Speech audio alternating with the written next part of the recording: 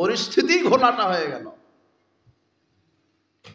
শতকরা 2.5 টাকা যাকাত, নেশাব পরিমাণ 7.5 ভরি স্বর্ণ থাকলে আপনার স্ত্রী ব্যবহার করে, অথবা সুখে যা আছে, অথবা আপনার সুখে যা আছে, শত শত ভরি স্বর্ণ, আপনি সম্পদের এই স্বর্ণের যাকাত দেন না।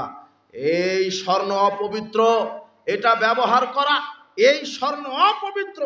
52.5 তোলা রৌপ্য যদি থাকে, আপনার 2.5 টাকা হারে যাকাত দিতে হবে। গরু যদি 30টা থাকে, একটা 1 বছর বয়সী গরু যাকাত দিতে হয়।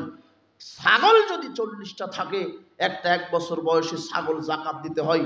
ওট যদি 5টা থাকে, একটা 1 বছর বয়সী ওট যাকাত দিতে হয়। এগুলি যাকাতের নেশাব। যারা গরু ছাগলের উটের যাকাত বাইর করে না, বিচারের মাঠে গরু ছাগল উট পা দিয়ে তাদেরকে পিষে মারবেন। এটা গরু ছাগলের উটের যাকাত না দিলে এই শাস্তি হবে। যারা স্বর্ণরৌপ্য জমা রাখে, আল্লাহ রাস্তায় যাকাত বাহির করে না, আল্লাহ তাদের স্বর্ণরৌপ্যকে তামার বলয় তৈরি করবেন আগুনের। এই বলয়টা তাদের বিচার মাঠে কাঁধে রেখে দিবেন। কাঁধে রাখার সাথে সাথে স্তন ভেদ করে চলে যাবে।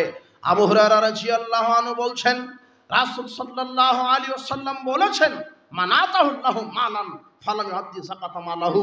আল্লাহ যাকে সম্পদ দিয়েছে আর সম্পদের যাকাত যারা বাহির করে না, মুফসিলালাহু মালহু ইয়াউমাল কিয়ামাতি সুজান আখরা বিসাবাতানে।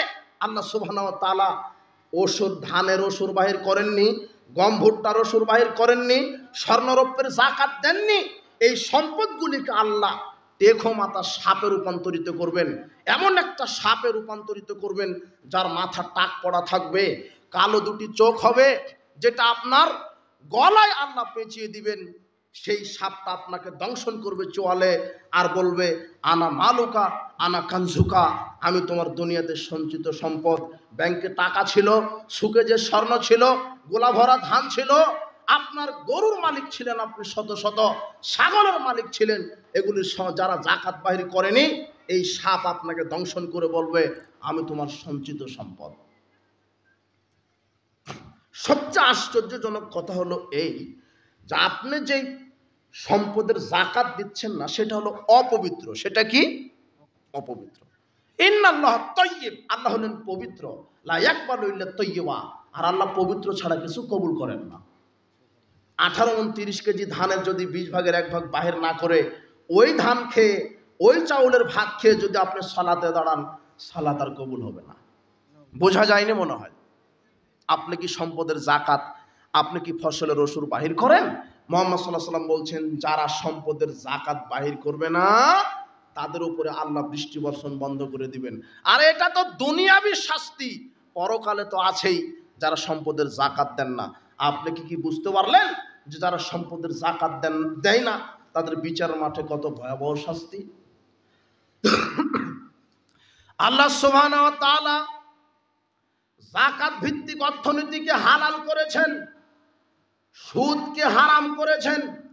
অথচ শয়তান যাকাত ভিত্তিক অর্থনীতি বন্ধ করে দিয়েছে, আর সুদ ভিত্তিক অর্থনীতি সমাজে চালু করেছে।